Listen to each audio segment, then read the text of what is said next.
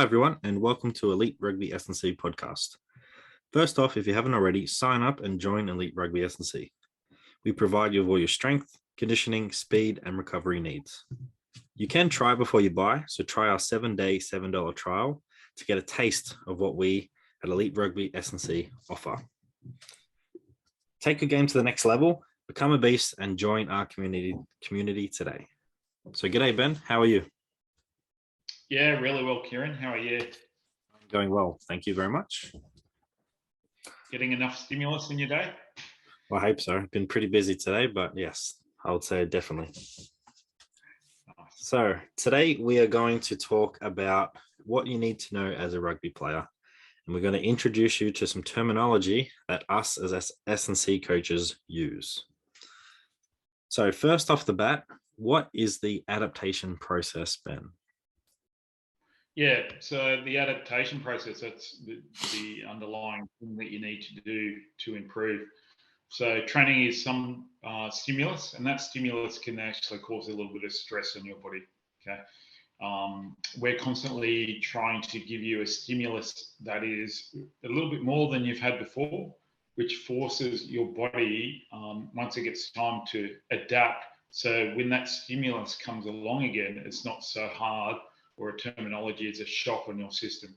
So it's super compensation. If you put a little bit of load that your body needs to adapt to, therefore, when it actually recovers, it's stronger or more resilient, or you're able to perform that task a little easier. I think that's very important. How would you describe it?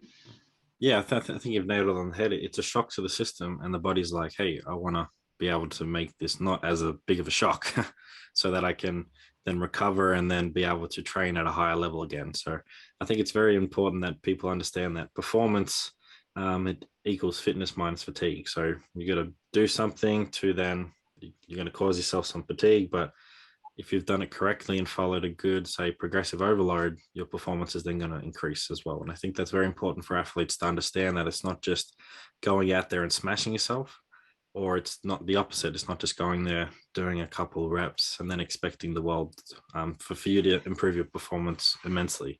It's providing a good stimulus that is forcing and challenging you to be better, and your body will then adapt to that as well. Yep, absolutely. So we've got that down packed. So now we're going to talk about everyone's favorite topic, I reckon, and which is strength and the different characteristics of strength. So what does strength mean to you, and what are the different characteristics? Yeah, so what does strength mean? Well, it gives you the ability to do a task. Just say whatever that task is, it costs less tax on your system to do that task if you're strong. So what does strength mean? Well, it's a lot of things. So it's the coordination of a movement to improve synchronization of that movement. So if you can improve how well something moves, you can improve its strength just purely by synchronization. Then strength adaptation is an increase that you're putting on the tissue, not just the coordination. So therefore, then the tissue, like the muscle tissue and the connective tissue, the whole, and even the skeletal system, has to adapt to become stronger because of that stimulus you put on it. So you can get strong without putting as much tax on your tissue.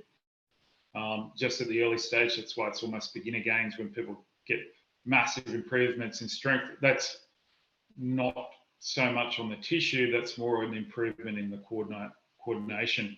Why people like strength, and I'll get you to go through all the actual details of strength.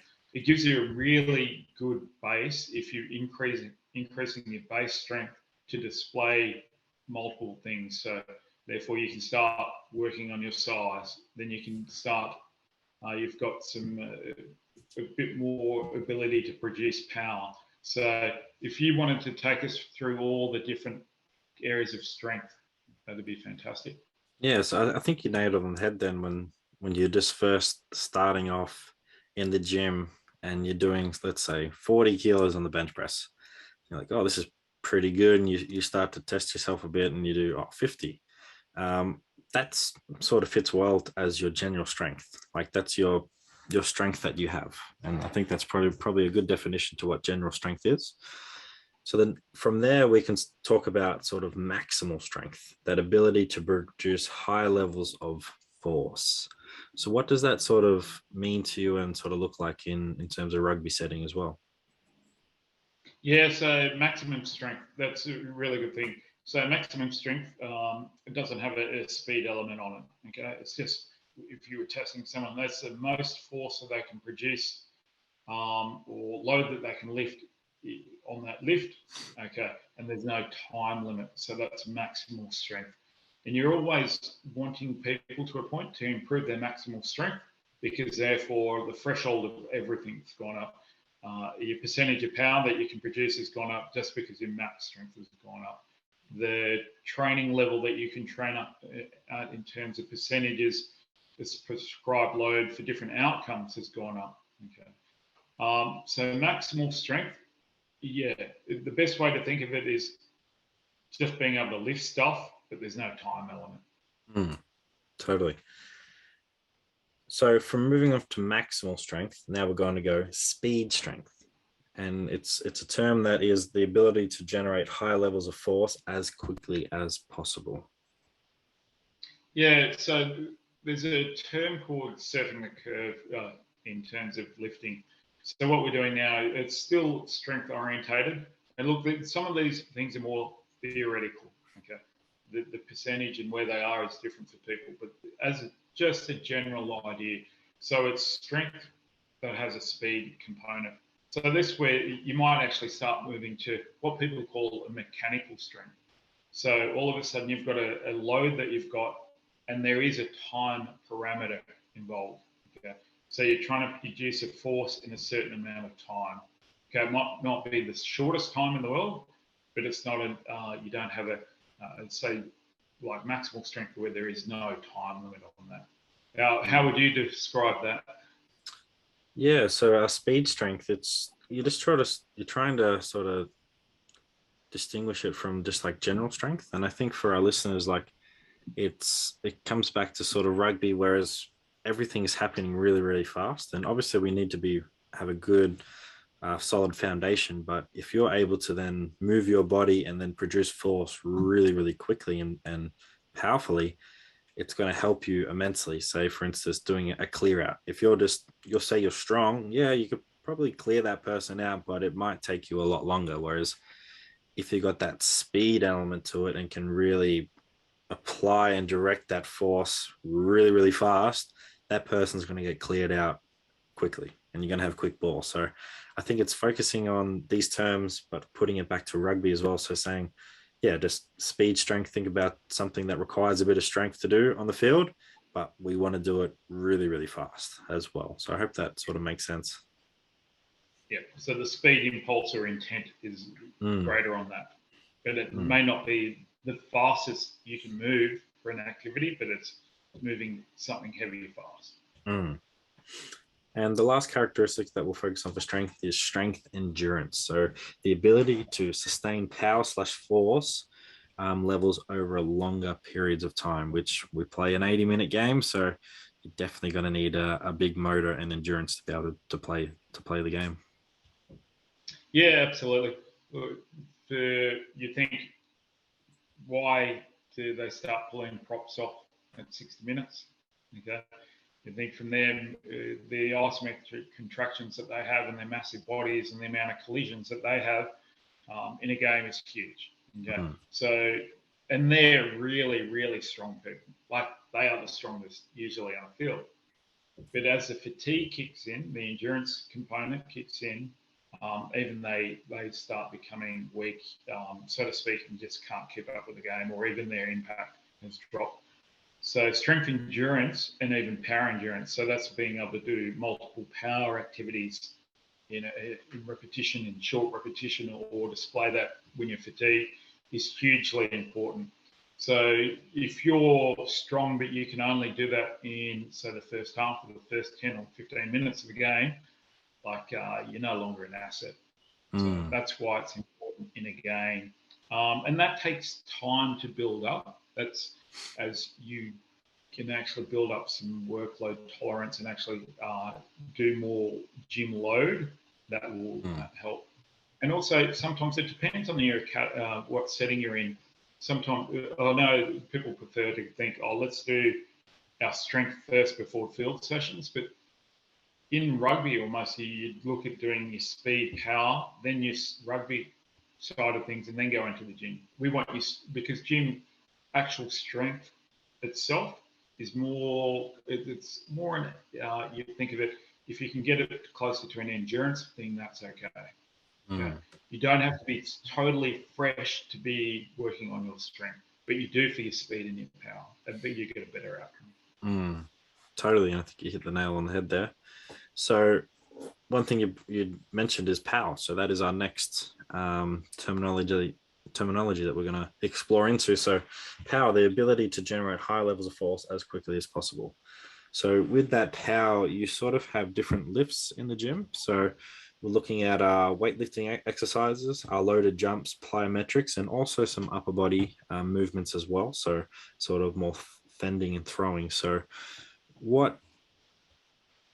more like how important is power in the game of rugby? Yeah, particularly you think leg power, it's hugely important. It is. Power is our game. It's and I think I've said it before. It's a horizontal power sport that we have to be able to do for 80 minutes. Okay, and sometimes with multiple repeat efforts. So power is really important. You have to develop a strength base to do that, but there's no reason why you can't be working on your power at the same time that you're developing strength. And to take you through the different types of power, you think there's things like a drop jump, which is your RSI, reactive speed index, which is power, how quickly your calves can contract to make power. Then you're looking at, say, leg power from a vertical jump or a broad jump, that display of power there. Then you're moving up to things like plyometrics, double leg and single leg plyometrics. They are power exercises. You think of things even like 5-10 meter sprints and 5-10 meters leg drags or pushes. They're power exercises. Now, if you start going up the gambit a little bit more, you start getting into your lifting variations of power. Things like loaded squat jumps, that could be barbell or trap bar, and then into your power cleans as well. And not all, I guess, Olympic lifts, I shouldn't have said power cleans, are the same. I think some variations such as hang, snatch, and snatch, which are really speed orientated. Okay, you can't lift as much in those. They require a lot of speed versus, say, your hang cleans and power cleans, which are more force orientated power. So power is a broad spectrum, but it's that applying force really quickly. It could be a light or a heavy load, but it's the intent and the speed at which you move at.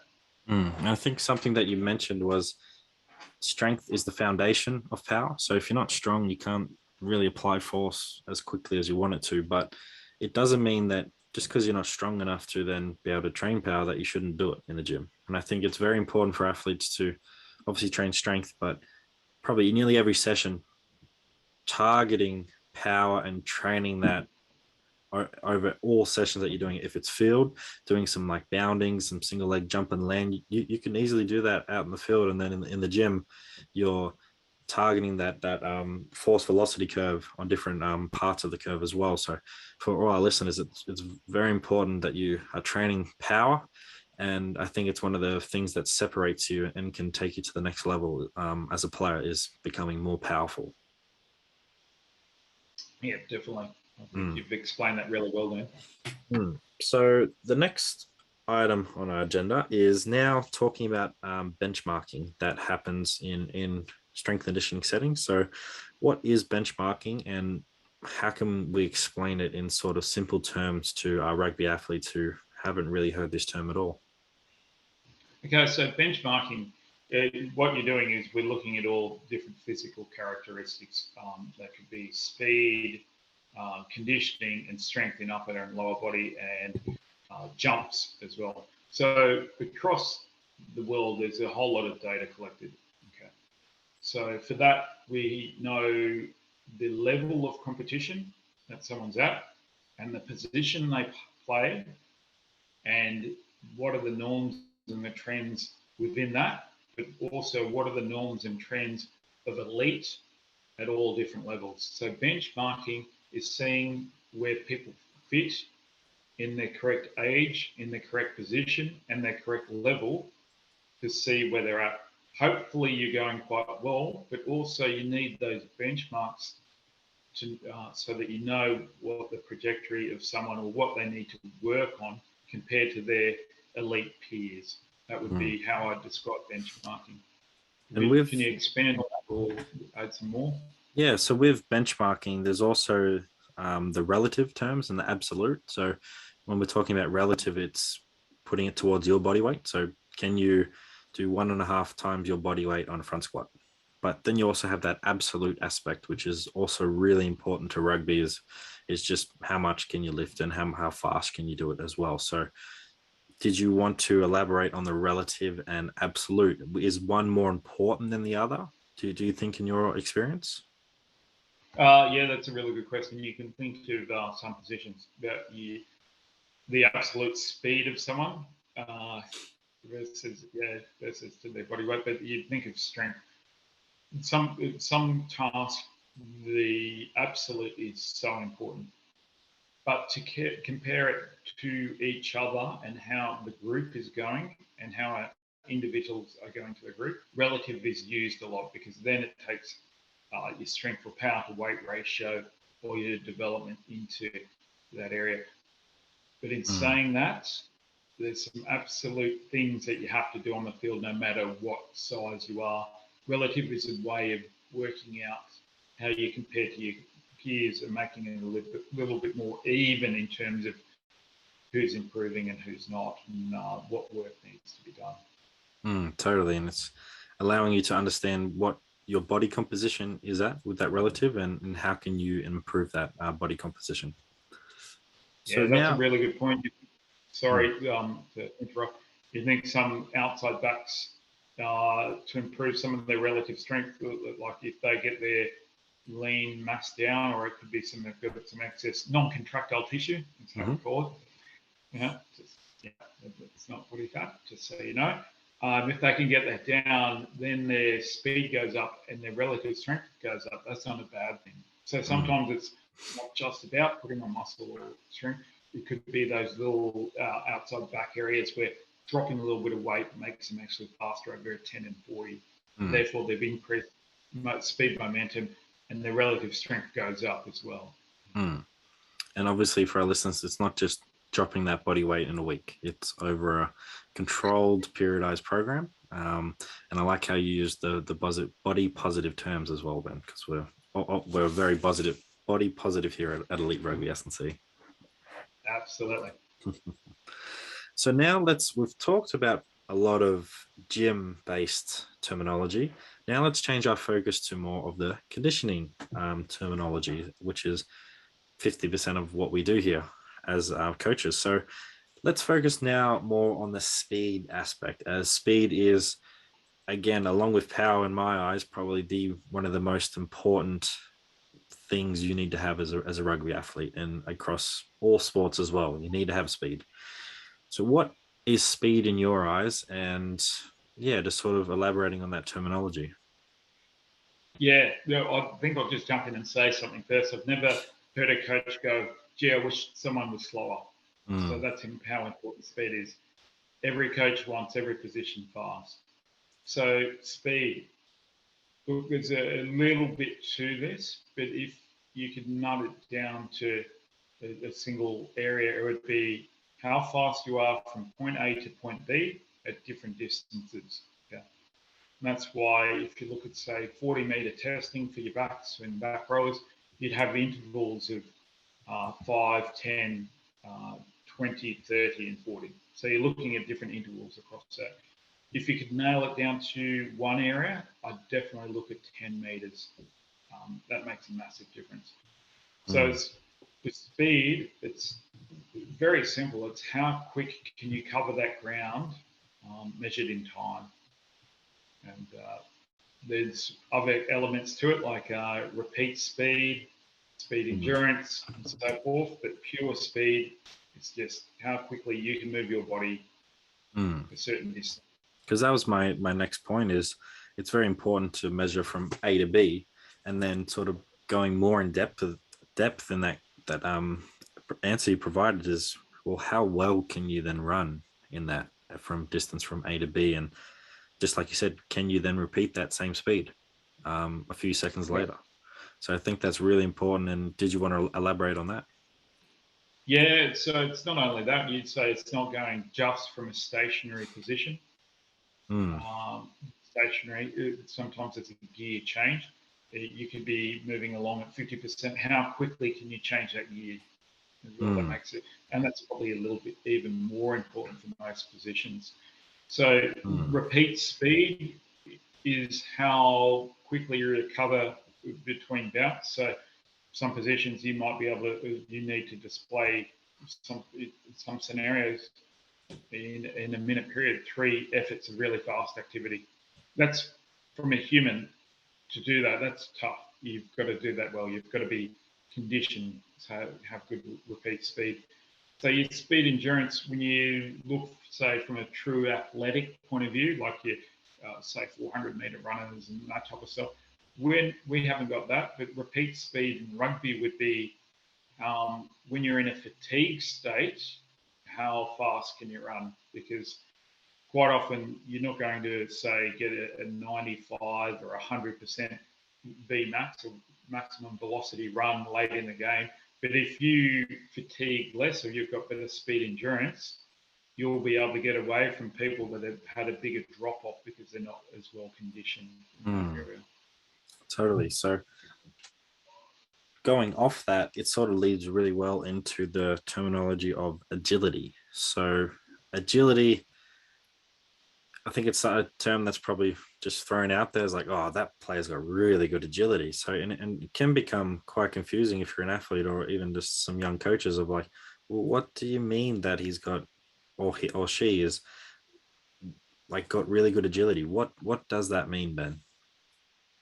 Yeah, so it's interesting. Agility is now you're actually going into a bit of a cognitive process rather than just a change of direction. So if we can separate those things, so agility is the ability for you to take an information, process that information, make a decision that involves change of direction in a short period of time.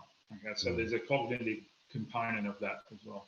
So if you go down to change of direction, that could be simply how fast can you step, cut, weave, or even the footwork that you can display under no decision making. Okay? So you've got to take a look at agility. That's why it's really quite hard to measure true agility because there's a cognitive process involved where you take information in, process it, make a decision, go with a change of direction to that way. So if you can separate those things, what we can work on is we can give you the movement skills to make you better at changing directions. Then we can take those movement skills of changing direction and put them into a decision-making scenario.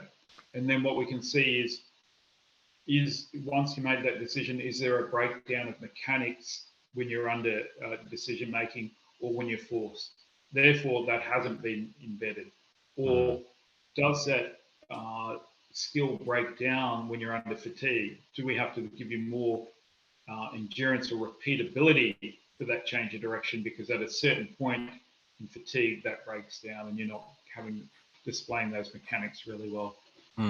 Did you want to expand on that? Not necessarily. I think just for athletes, when a coach says, "Oh, you need to work on your agility," I think just make sure that you know the proper mechanics of how to accelerate and then also decelerate. So deceleration is very important. And then making sure that you're putting yourself into good body positions, if that's going forwards and backwards or laterally, just making sure that you know those fundamental movements that you need to be, good body position, good body language, and then just really making that decision and then just going straight at it instead of just like, oh, which way do I go? If I go left, right, or whatever it is, just trust your instincts and then just yeah, just go with it. So I think you nailed it on the head with the agility part, especially with the cognitive aspect. So yeah, and I think that fits well into the next one. Is we're talking about aerobic capacity. So what does that look like in our rugby setting, and then how can we test your aerobic capacity? Yeah. So what does it look like? Your aerobic capacity is your ability to display multiple bits of work on a football field and last the true length of, say, the hardest components of it, and also how well do you recover between your really powerful, aggressive bouts. So your aerobic capacity gives you the ability to recover quicker between your displays of strength and power and agility and speed, but it also gives you the ability to do multiple efforts per minute versus your peers, and then recover quicker than they do before that new demand comes in. That would be how you describe aerobic capacity in a rugby setting.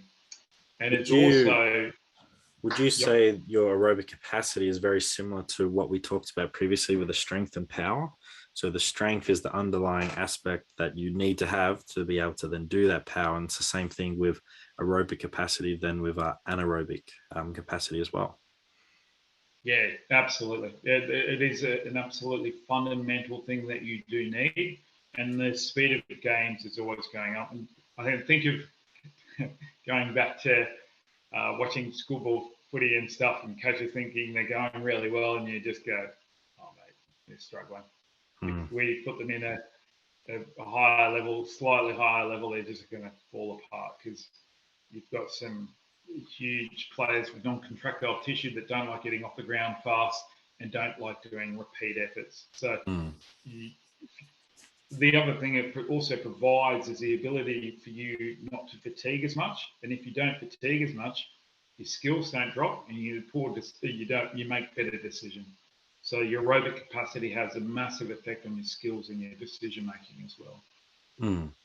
So for athletes, in say in the rugby setting, is like, all right, today we're coaches coming up to you and say, yep, today we're going to test your aerobic capacity. What are the different types of tests they might experience in their careers, and what are sort of the benefits to one more than the other? Yeah, so this is really good. I've seen probably the full gambit, and it goes into roundabouts here. So the beat test. Okay, the beat test is 20 meters, progressively gets faster. Okay, that's great, but it really favours super light people. Okay, so it does. And your heavier players, you think the beat test originally was probably made for more your lighter field-based sports like, say, hockey, field hockey, soccer, those guys that are just a little bit lighter. But it's a really good way as well if you've only got a short distance. Then there's yo-yos, and there's a couple of ones, yo-yo 1, yo-yo 2. So the yo-yo is basically you start out on a 20-meter shuttle, you go out and back, and then you've got a 5-meter recovery. And it's very similar where it actually increases speed. But it probably favours slightly heavier people again, but it's still light. But what it does is it brings in that repeat element. So your aerobic system's getting fatigued because your ATP has to work, it doesn't quite get time to recover, and that's a test of your aerobic capacity. Now, it's something that's really common, 1.2 or a Bronco, which is a 20-meter shuttle out, then 40, then 60, and you repeat that 5 times. So it's 1.2 meters. Oh, sorry, 1.2 kilometers. There's 17 accelerations and 16 change of directions in that, which actually adds an extra element of fatigue because you've got a inertia each time, similar to the yo and the beat, as well. So that's a taxing thing. So originally that came from an NRL team so that they could infer it back to the yo-yo. And yeah, you can know the NRL team now already by the name of the test. And they'd work out, they could infer compared to, they used to be the yo-yo, how well your Bronco went. If you were going really well, you get an extra week off in your preseason. Or if you're going really well, you get an extra 2 weeks off. So that was their way to infer back to the yo-yo. But as a test, it's actually really easy to conduct, and it's probably become the preferred test in the language that people speak. Some people are trying to bring back the yo-yo, but the time that it takes, say in the club setting and so forth, when you're time poor, the demands go. And look, they're shorter tests, but they infer your aerobic capacity in a pretty good way. What's your experience testing players and also yourself when you were playing? Yeah, so I think everyone's probably done the beep test at some stage at school. And if you're a heavier kid like myself, you probably were out pretty soon in that test. So you probably haven't had a good experience if you're a heavier person like myself in the beep test. And it just takes a while. Those first two stages and stuff, you're just walking and it's like, oh, it's just taking forever. And then when I was doing the yo-yo tests, again, if you're a bit heavier and not fast, I was not fast in my day, still am not fast.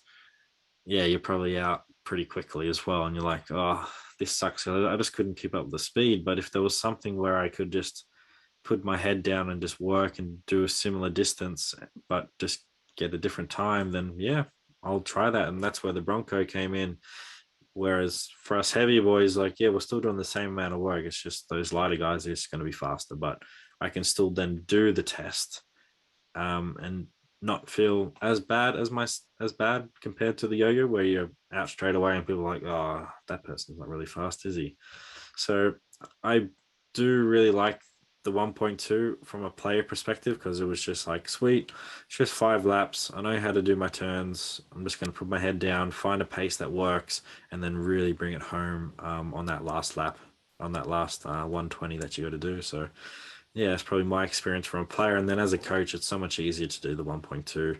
And it's really like, you can easily just pair up. One person can watch while the other one does it, so they count the laps, so you're not cheating. So for any of those athletes out there who know how to get away with a 1.2, it's not what we're about here at Elite Rugby SandC.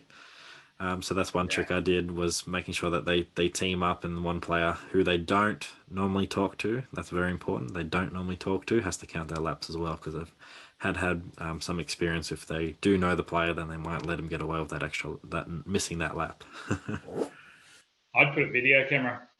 Yep, so video on the camera is start good. finish line. So I knew absolutely what was going on, and also I could look at that video later and actually punch in their data. So rather than yelling out to people and they go, oh, I got this, and I go, I've got the video, mate. I don't need to say anything.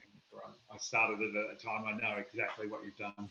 Yeah, and that's what you can do. You've got a phone. Why not do that as well for yourself? You absolutely know. It's a good tool. So moving on from the aerobic capacity, we can talk about the anaerobic capacity. So what does that mean to you, and what are the certain ways that you sort of implement that in training, and do you test that at all? Yep. Yeah, really, that's a quality question there. So the anaerobic capacity. So doing is you're spending energy on a credit card. Okay. So you've got that energy there, you can perform that task, and just like a credit card, you're going to have to pay it off a little bit later, meaning that the amount your aerobic system has to kick in and try and actually recover you while you're at rest or not working as hard. Now, tests that work for rugby, there's a few tests that are pretty popular. You've got your repeat speed tests, okay? One that Australian rugby is using at the moment, and it is very difficult. So you've got on 20 seconds, so every 20 seconds, you've got to sprint 20 meters, maximally all out, and you do that continually for 4 minutes. That is a tough test. And what they're looking for there, we wouldn't start younger players out on that level, is if you're over that period of time, if you've got a decrement of less than 5%, international standard, between 7.5% and 5%, then you're looking at, say, your Super Rugby. Below 10%, you're looking at that's a bit of an issue and something you need to work on. That is probably one of the toughest tests you can do. And that standard has really gone up. But you can do different forms of that, and that's how you do your basically your anaerobic repeat tests or phosphate decrement tests. What tests have you used for that? It's not something that I've really looked at too much into the club setting, just because with the time of availability. But if we're sort of looking at sort of the anaerobic capacity, it wasn't really much of a repeat effort. It was doing something on one of the ergs, so the rower, and it was okay. You got 30 seconds, do a max effort, and that's what we sort of did on our 1 hour testing weeks. Was everyone will get onto the rower, we'll make sure that we're putting some weight on the front and the back so that you're not falling out or rocking off the seat, and just doing that 30 seconds max effort, seeing what distance you can get. And we got some pretty impressive scores, and obviously it favors the bigger boys a bit more compared to the lighter boys, which makes them a bit happy. But then the lighter boys are like, oh yeah, just come verse me in the 1.2 and compare times. So yeah, that would probably be my experience, is doing some sort of test like that on a one-off effort, or doing it over just a couple of different efforts. So it could be, okay, you got 30 seconds rest, can you then produce a similar distance?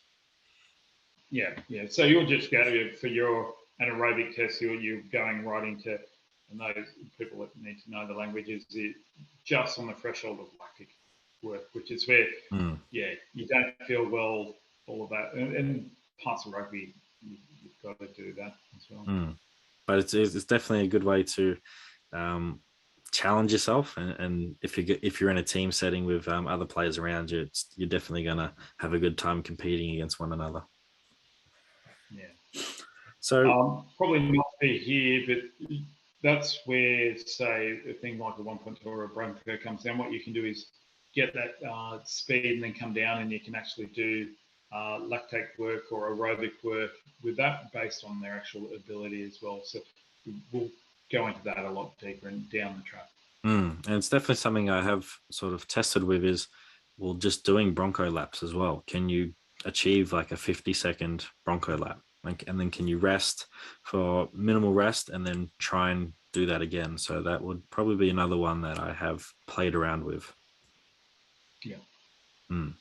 So, with the conditioning aspects, we also have terminology of warm ups and also cooldowns, or warm downs, as it's also known as.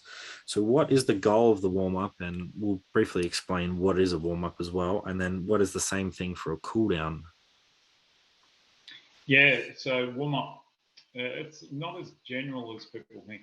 So the components of it is slightly different. What it is preparing the body or the person for the task that they're about to do in that training session. So a warm up for a gym session versus a warm up for a speed session versus a warm up for a contact session would look different. But the general principle of the warm up is to raise the body temperature at the beginning stages. Then it's adding some activation and some range of motion activities that prepare the joints and prepare the coordination for the movement to come, and then slowly move into tasks that are similar to that activity so that they can be performed safely and dynamically as soon as someone enters that training session. Any thoughts on how you did explain that?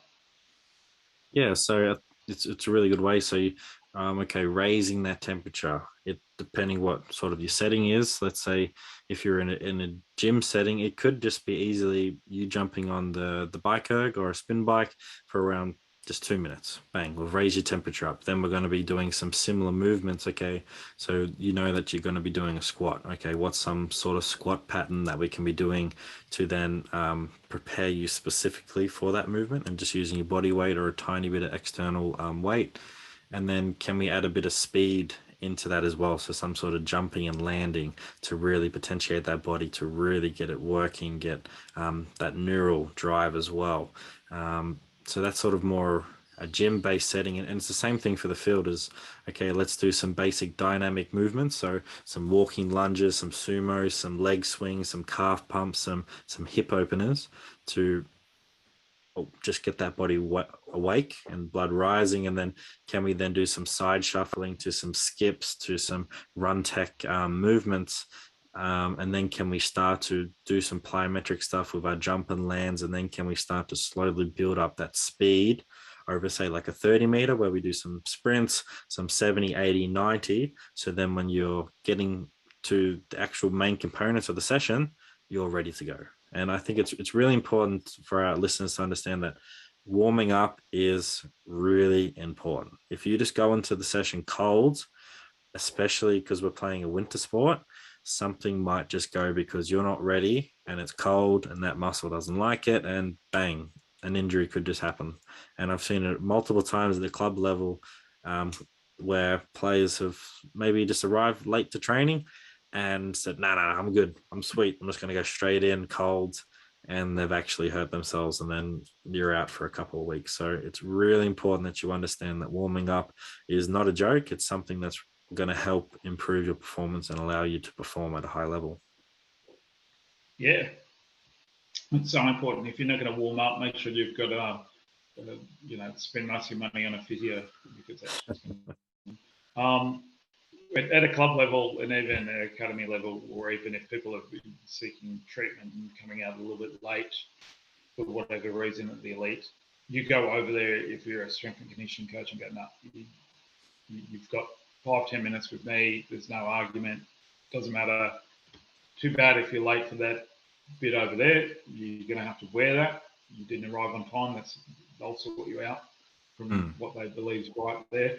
But if you don't warm up, you won't benefit the team, because you're an injury waiting to happen. And if it's something that's not normal at your club to warm up, you might have a setting where you just warming up really isn't a thing that we do. You can, as a player, start to drive that culture change and like start, okay, I'm going to be warming up to the side, invite some players to do those basic sort of movement and principles that we just talked about. And over time, players will start to feel like, oh, wow, I'm actually feeling a lot more primed and ready to do this session, instead of just doing a bit of basic stretching and a bit of rolling and then going playing touch footy. So definitely start to drive that culture change if it's not something that is regular at your club. And yeah, if you have any questions about that, please do reach out. Might be something that we ask TC, who Angus TC will be coming on board. When he went, he's the strength and conditioning coach. It's an Australian that's over in New Zealand, and he's going to present on some work he did on his PhD. He said culturally, the biggest thing that was different in warm-ups over there was the players wanted 10 minutes of themselves to self-warm up, and they'd all do their own individual different things that they wanted. So the strength and conditioning coach didn't have to organise that.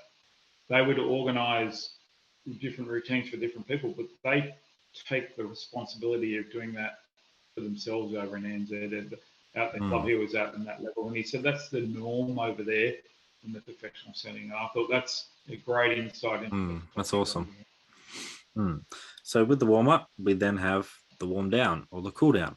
So from my experience with the cool down at the clubland, it's just literally we stop training, we all get in a circle, and the coach or the director will start giving the announcements, and you're just doing some basic stretching. And I think players probably don't understand why we're doing some sort of stretching, or it could be doing some walking laps. And from my point of view, it's just to slow your heart rate down so that we can get back to baseline, so homeostasis, so then your body can start that recovery process. Because I don't want you to leave from a training session huffing and puffing, still really hot and sweaty in the car, and it's taking you a lot longer than it should have to then bring your heart rate back down to base level. So for that cool down, it can be stretching or some sort of rolling or a couple of walking laps, doing some stopping in every 30 meters to do a couple stretches. But I think it's probably something that's not utilized enough at clubland is to just really slow your heart rate down, recover, and leave training in a good state. Yeah, it's interesting. Even at the elite level, it's quite different because people don't stop and cool down. They'll have extra skills that they'll do. They'll have a little chat and they'll slowly unwind. They have standalone stretching and recovery and rollout sessions that they do. So the emphasis on maybe the flexibility isn't quite there. And also they've afforded the luxury of going down to the recovery centre. So they'll go down and use ice baths and so forth, and a whole lot of modalities to actually help them recover. But it's an hour before they actually pop out at the end of the day. Like they'll do an hour of different stuff, refueling, recovery, unwinding before they pop out of that place. at a clubland, like you're saying, that's really, really important, because that might be their only opportunity to, do some stretching that they need to do that they don't often do, that will make them better. Totally. So that's all sort of the terminology that we're going to touch on today. If you did like this episode, there's still plenty of terminology that we can easily go over. So please do reach out and let us know how you found this. And if you want us to elaborate on a topic that we talked about, please do let us know. So any sort of final thoughts, Ben, before we wrap this up? Yeah, probably what we spoke about before we jumped on here. So terminology is a family-sized pizza. What we've done today is we've given you a slice of the pizza. There's still a lot to come out. So hopefully you're hungry and wanting more. Because it's definitely the deep pan pizza like in Chicago. So there's plenty of layers to it. So Unless thanks. you're an outside back. Yes, totally. All right. So thanks for everyone for tuning in today for episode 10. So remember to like, subscribe, and rate Elite Rugby SandC on Spotify. Make sure you're following us on YouTube and also Instagram. So sign up today to become a beast via the link in our description or via our LinkedIn link tree in Instagram. So don't wait. Make that good decision and join Elite Rugby SandC and take your game to the next level. So thank you, Ben, and thank you, everyone. Yeah, thanks for making it to the cooldown, everyone. Well done.